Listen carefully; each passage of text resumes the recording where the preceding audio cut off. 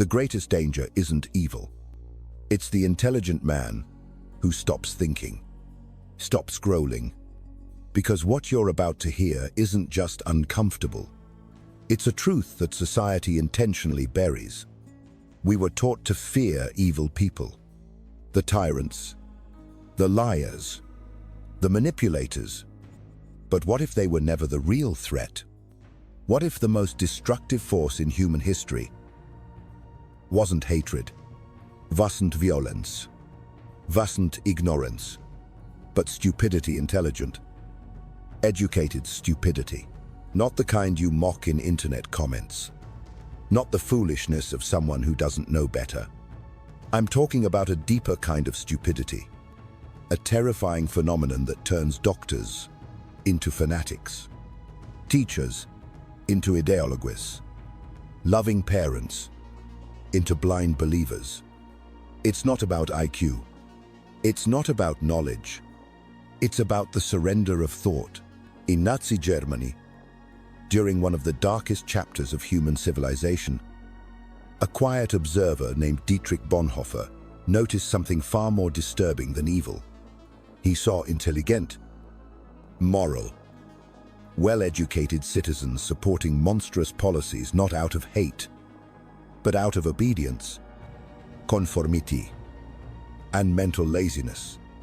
From his prison cell, awaiting execution, he wrote these chilling words against stupidity. We are defenseless, because unlike evil, stupidity feels righteous. It doesn't trigger guilt. It wears the mask of morality and hides behind popular opinion.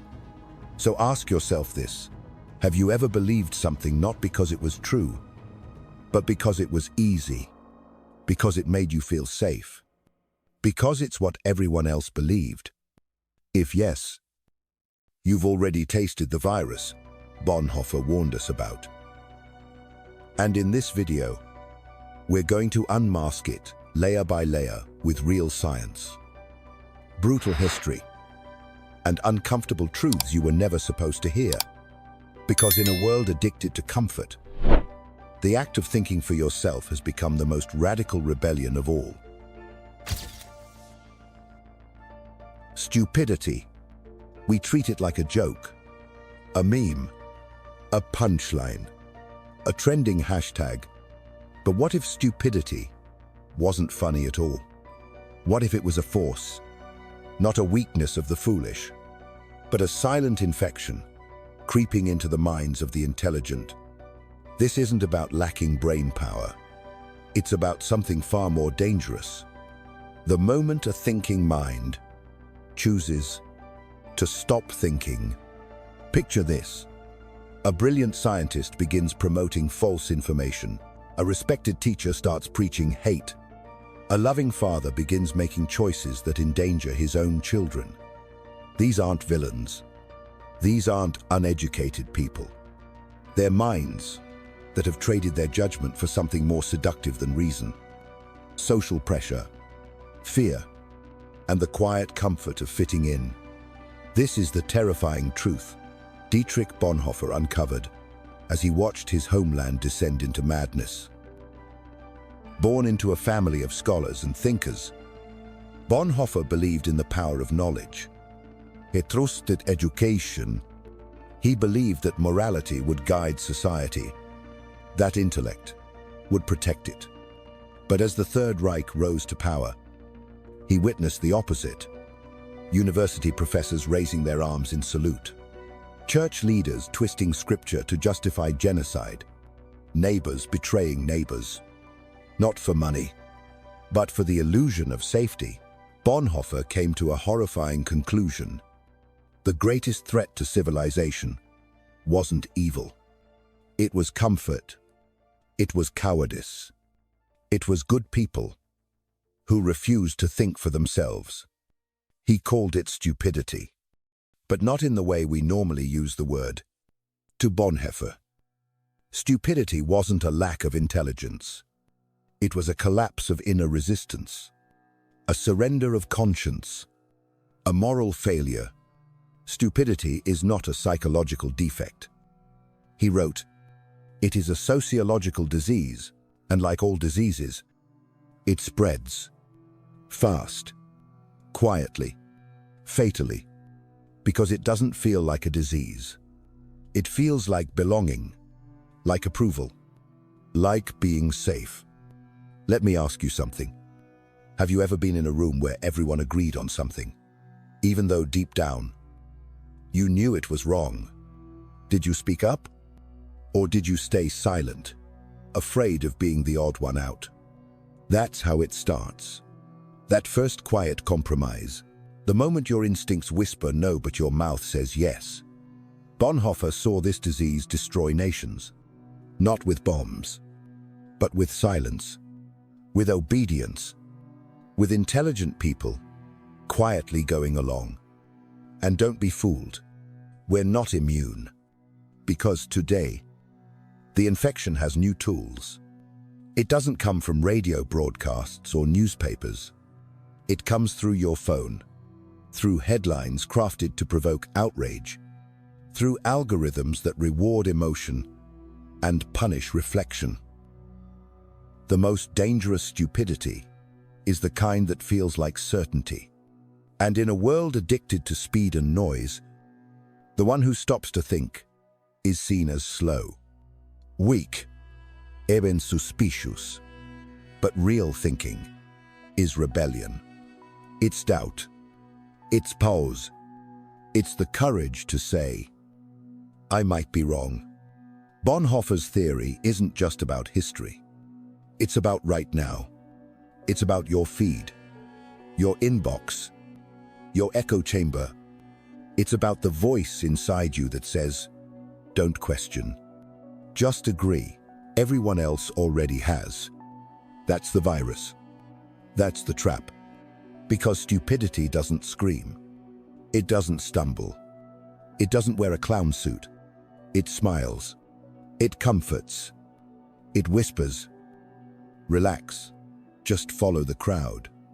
But the price of that comfort is your mind. So the next time you're certain you're right, pause.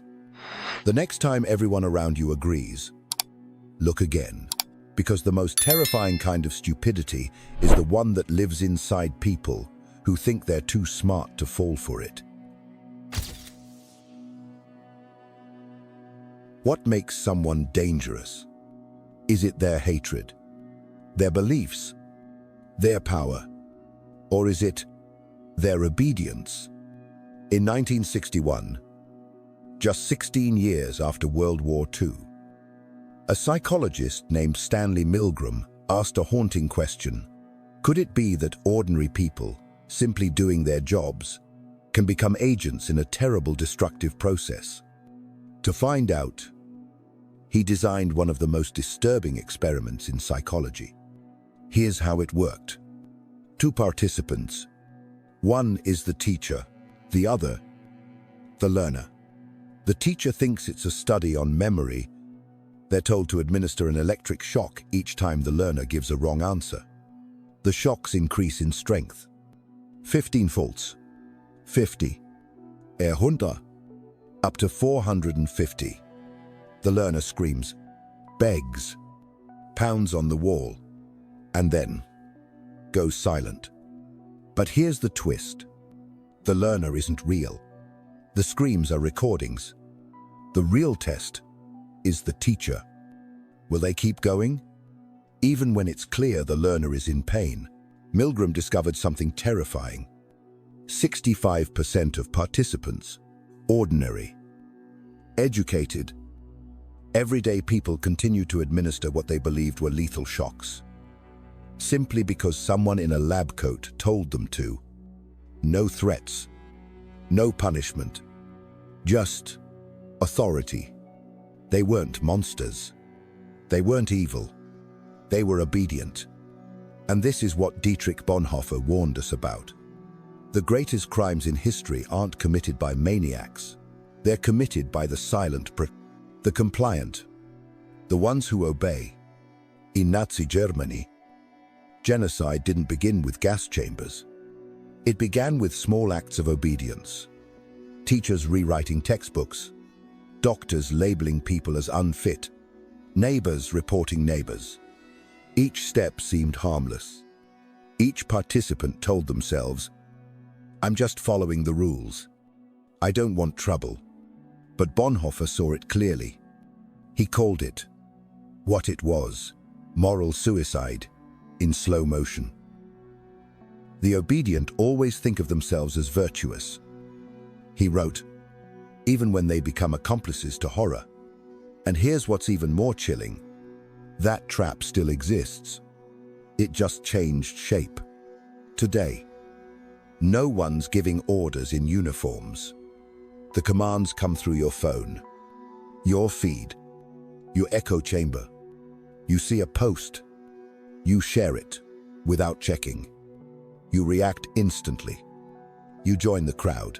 And just like that, you've obeyed a system without even realizing it was giving instructions. We call it trending. We call it popular opinion. But under the surface, it's submission, dressed as consensus. So ask yourself, have you ever gone along with something not because you believed it, but because disagreeing felt too dangerous? That's the obedience trap. The silent erosion of thought, the death of personal responsibility, the choice to fit in instead of stand up. Milgram proved what Bonhoeffer feared, that the scariest transformation isn't when good people turn evil. It's when good people stop thinking. Because when you stop questioning, you stop choosing. And when you stop choosing, you become the perfect tool for whoever comes next. So if you're wondering how intelligent people fall into stupidity, it starts here, with one quiet decision: to obey instead of think. And in a world where comfort is king and silence feels safe, disobedience has become the most sacred act of intelligence. Let's be clear. Stupidity isn't always about low intelligence. In fact, some of the most destructive stupidity in history has come from the highly intelligent. That's what Dietrich Bonhoeffer saw. And that's what modern psychology confirms. This isn't stupidity of the brain. It's stupidity of the will. A decision to abandon thought because thinking is slow, because thinking is painful, because thinking gets you into trouble.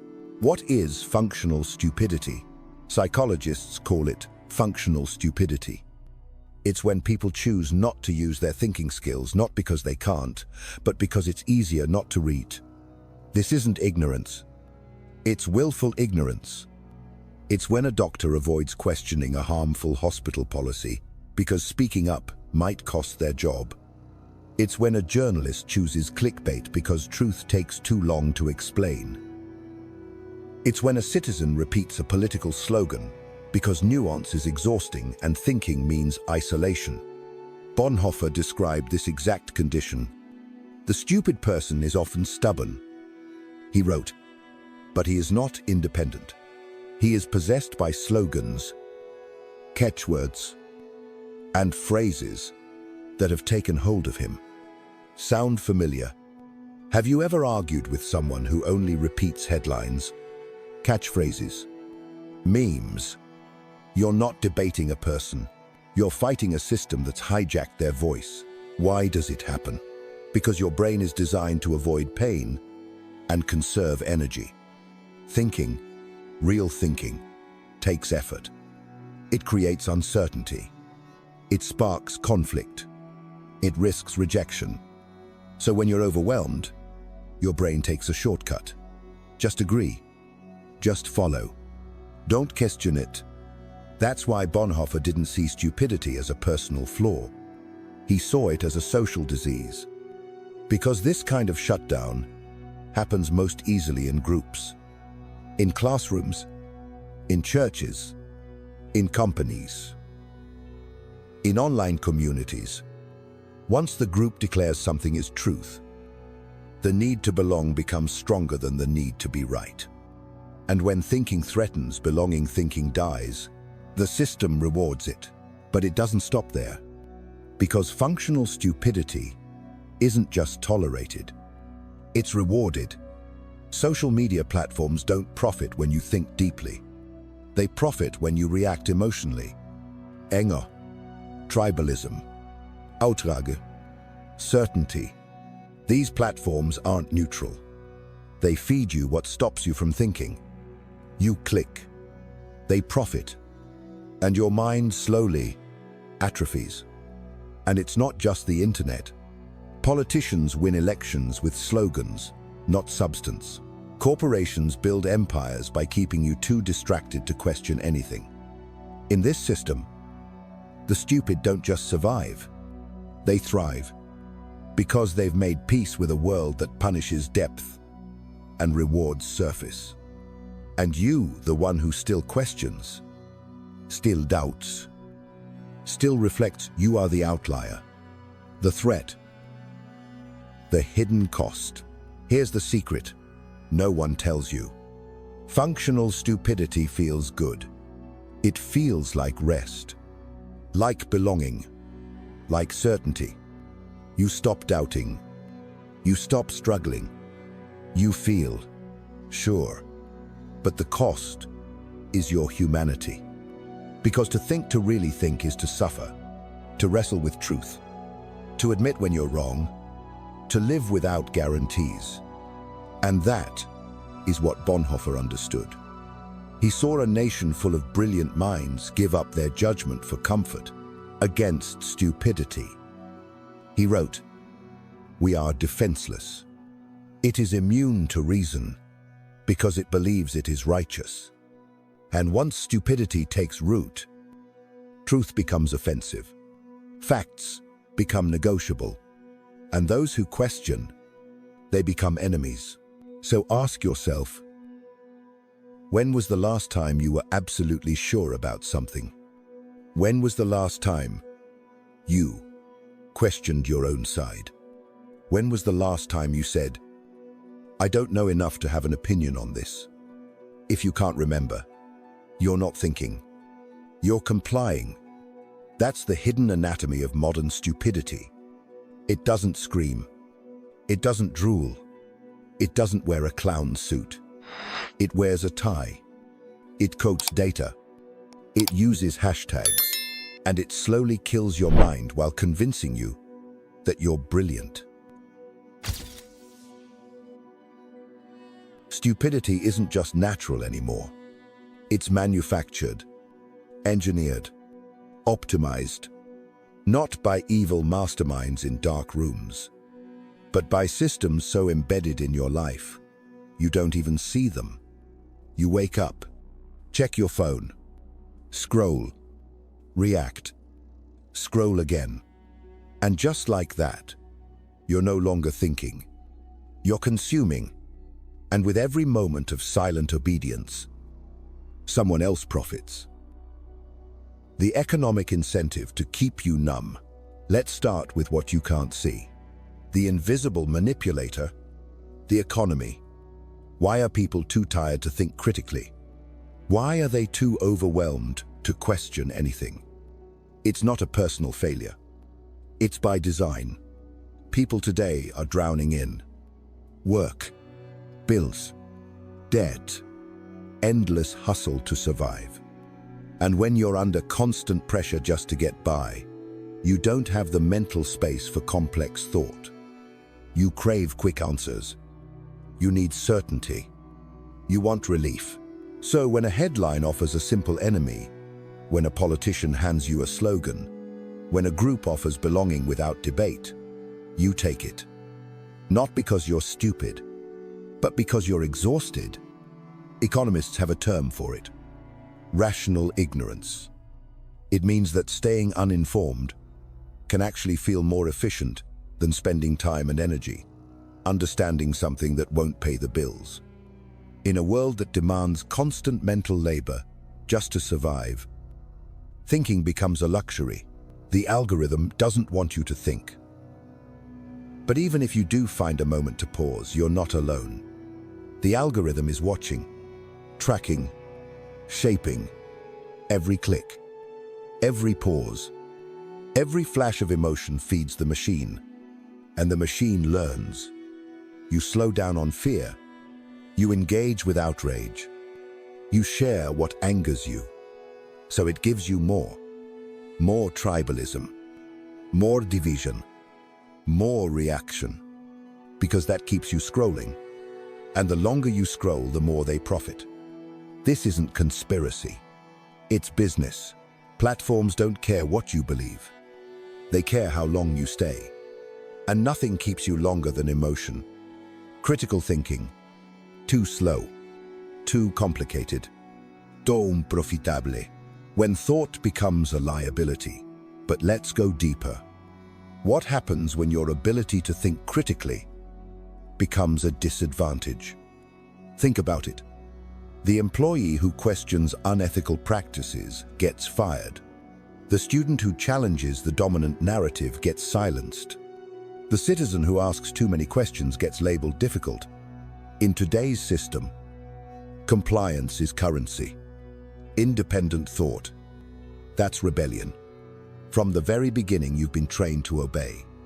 In school, you're taught to memorize, repeat, conform, not to question, doubt, disagree. So when you finally break free, you realize something painful. You weren't educated. You were programmed. Algorithmic obedience. Economic exhaustion. Bonhoeffer never saw Facebook or TikTok, but he understood the mechanism. He warned stupidity isn't overcome by instruction. It must be broken by liberation. Because the system doesn't just want your labor, it wants your mind.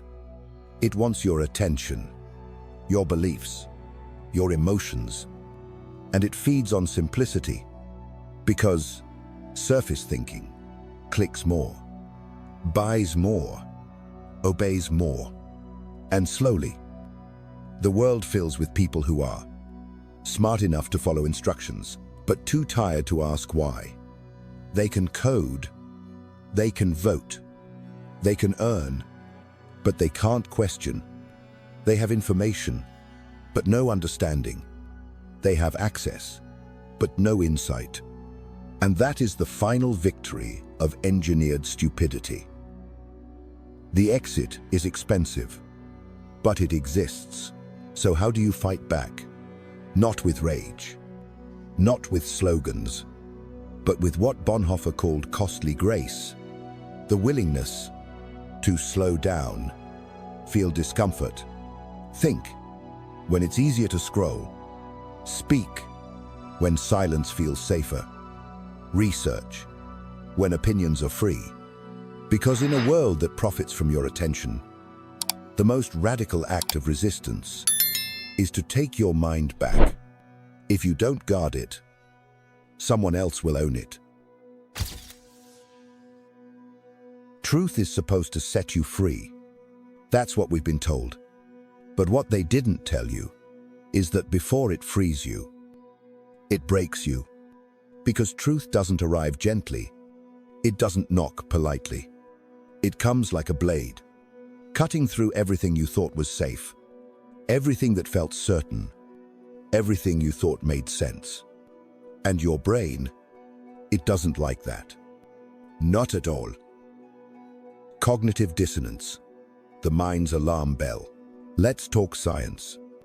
In the 1950s, psychologist Leon Festinger introduced a concept called cognitive dissonance. It's what happens when you hold two opposing beliefs, or when reality contradicts your worldview, and your brain reacts like it's under attack. MRI scans show that cognitive dissonance activates the anterior cingulate cortex, the same region that processes physical pain. So when the truth threatens your identity, your brain doesn't just reject it. It feels it as a wound. Let that sink in. The truth literally hurts. That's why we resist it. Why we rationalize. Why we deny. Why we blame. Not because we're bad, but because truth, when it cuts deep, feels like danger.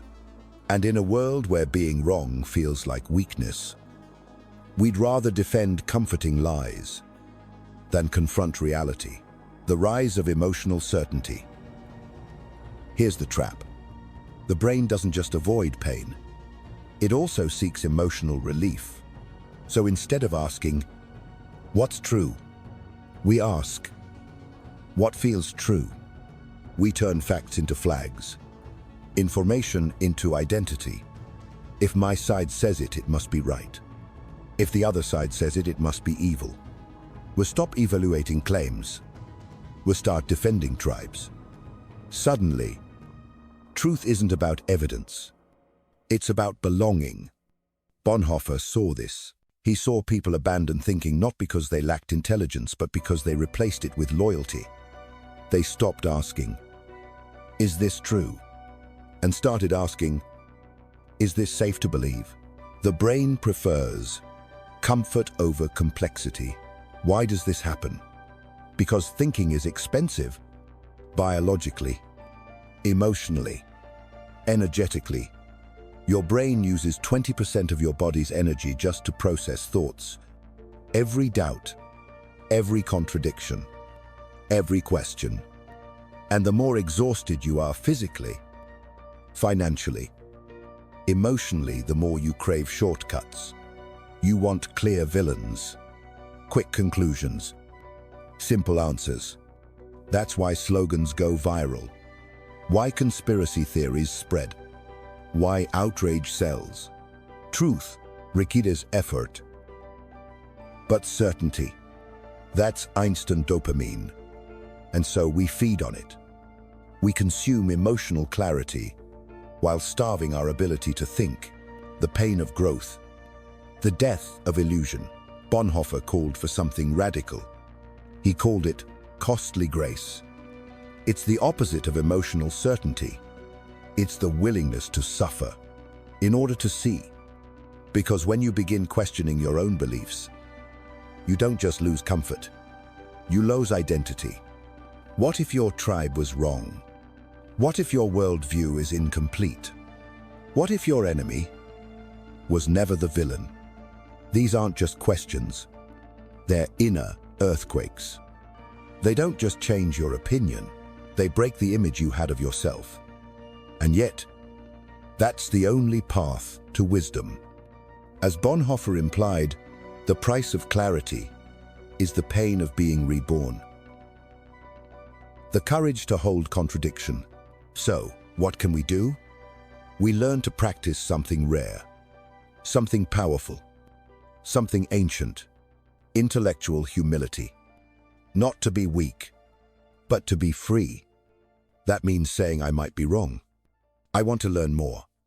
I need to hear the other side. It means slowing down before reacting, pausing before defending, thinking, even when it's easier to scream. It means asking, what if the truth is more complex than I want it to be? Because in a world addicted to outrage, stillness is rebellion. And in a culture obsessed with certainty, curiosity is revolution. You've seen it happen. A rational person, calm, thoughtful, logical. Then they enter a crowd, a protest, a political rally, a heated comment section, and suddenly there's someone else, more emotional, more extreme, more certain. What happened? They didn't lose IQ. They lost independence, the disappearance of the self. This is what Bonhoeffer witnessed in Nazi Germany. He watched professors, doctors, even pastor, people trained in critical thinking, abandon it.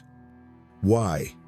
Because they were surrounded by consensus, by approval, by groupthink. From his prison cell, he wrote something chilling. Stupidity is not a psychological problem. It is a sociological one. In other words, you're not born stupid. You become stupid in crowds. Because in a group, you stop thinking as yourself. You start thinking as the group wants you to. You absorb their slogans. You mimic their emotions. You repeat their beliefs, not because you're brainwashed, but because you're human, and belonging feels like survival. The Asch experiment, the science of conformity. In the 1950s, psychologist Solomon Asch tested this. He brought participants into a room, showed them lines of different lengths, asked them, which line matches the example? The answer was obvious. But here's the twist. Everyone else in the room was an actor, paid to give the wrong answer. And the result? 75% of participants gave the wrong answer, at least once. Not because they were blind, but because they didn't want to stand alone. They knew it was wrong, but said it anyway. Because being right felt scarier than being rejected. Groupthink equals mental shutdown. This is what Bonhoeffer feared. Not just obedience, but conformity of the mind, because the group doesn't just shape behavior, it rewires your sense of truth. You begin to filter facts through the group's beliefs, redefine morality based on their approval, feel discomfort when your thoughts don't match theirs.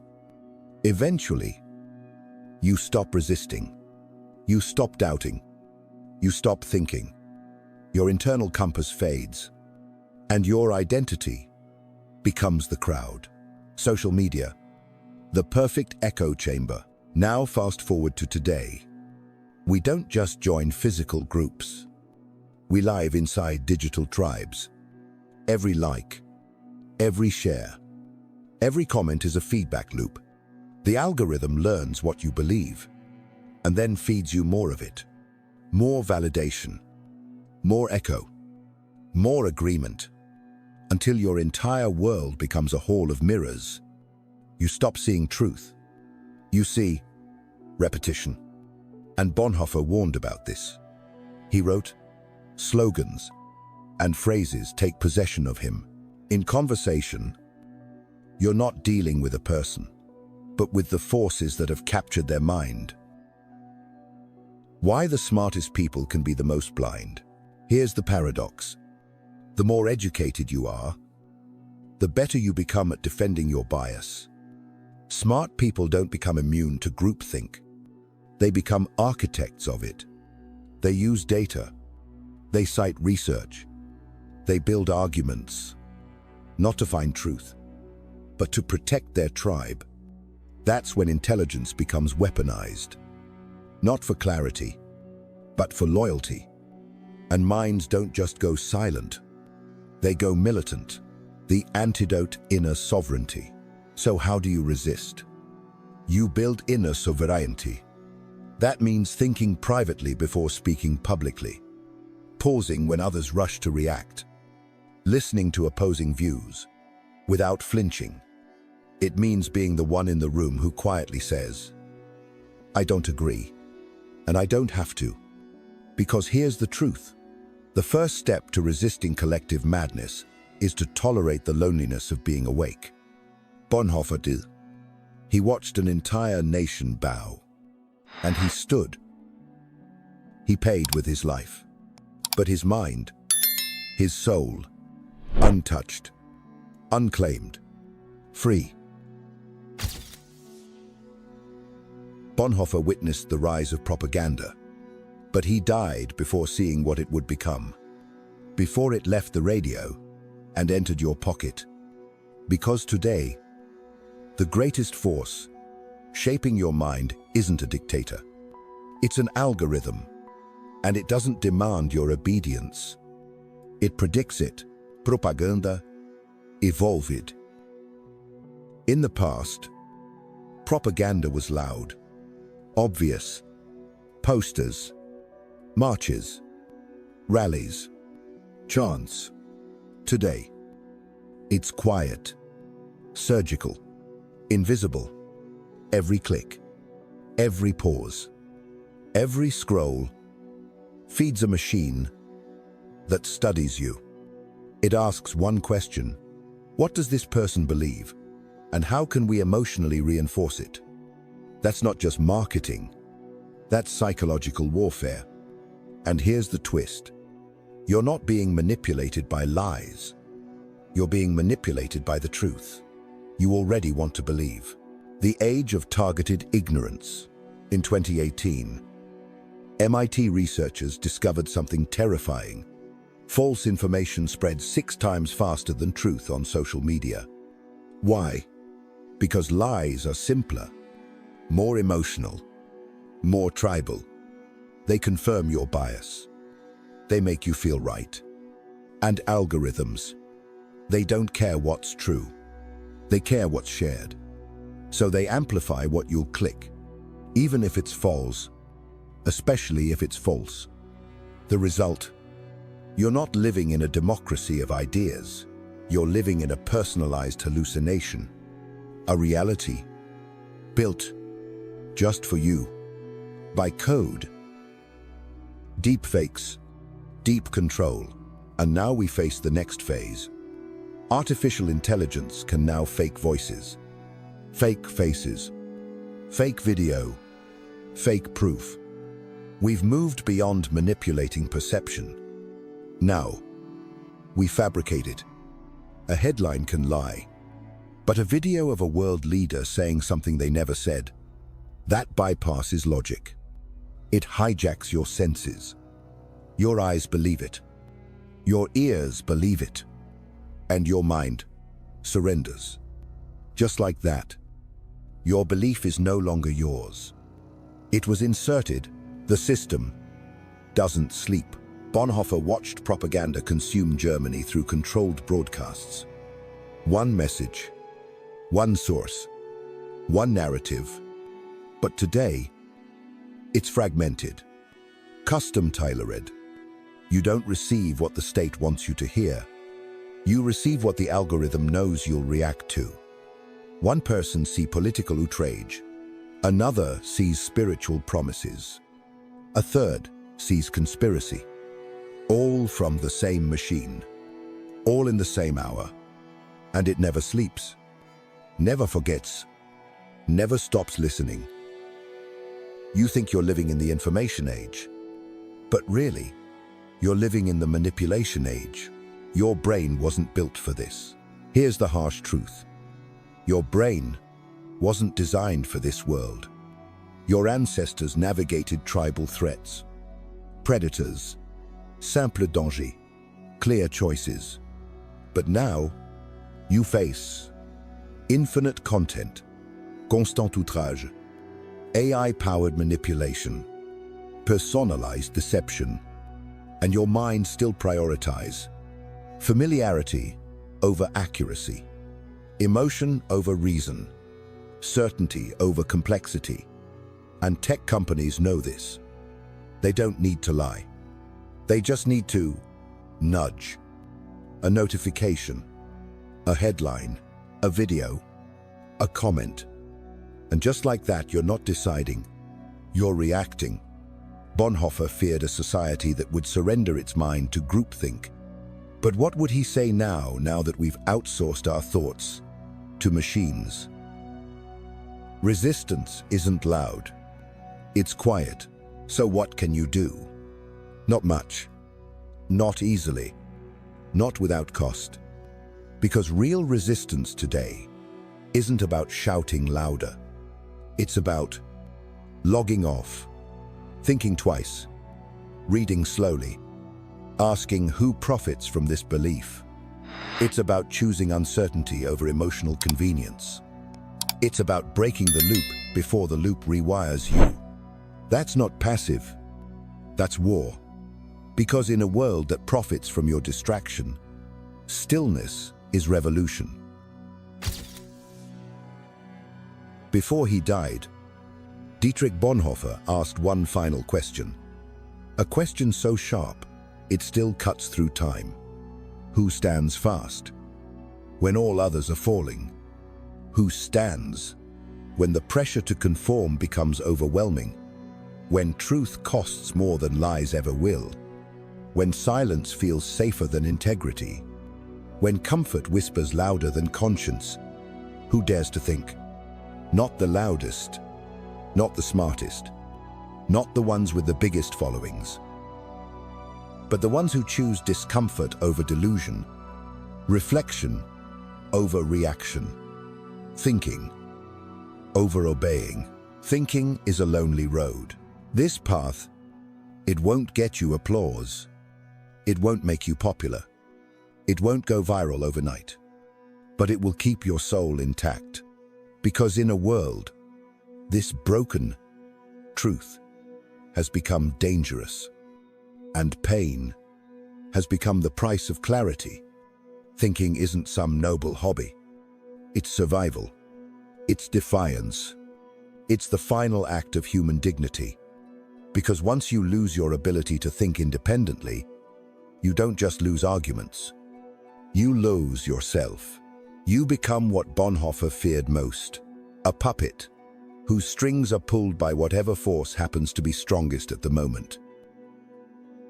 Your mind is the last sovereign ground. Empires can fall. Currencies can collapse. Systems can rot from within.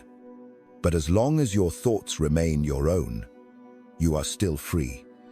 And if enough people reclaim that freedom, we don't just resist stupidity. We reverse it. We reintroduce grace into a graceless world. We make truth sacred again. We make curiosity dangerous again. We make silence not a sign of submission, but a signal that someone is still listening to their inner voice. The final choice is yours. This video isn't the answer. It's an invitation, not to agree, but to question, not to rebel against others, but to rebel against your own certainty. So here's my challenge to you. Find one belief you hold tightly. Spend 30 minutes today researching the best arguments against it. Not to destroy it, but to test it, to see if it's truth or just comfort. If it survives, you'll believe it more deeply. If it shatters, you'll be reborn stronger. That's not weakness. That's intellectual courage. And the future of our species might just depend on that. The price of clarity is the willingness to think alone.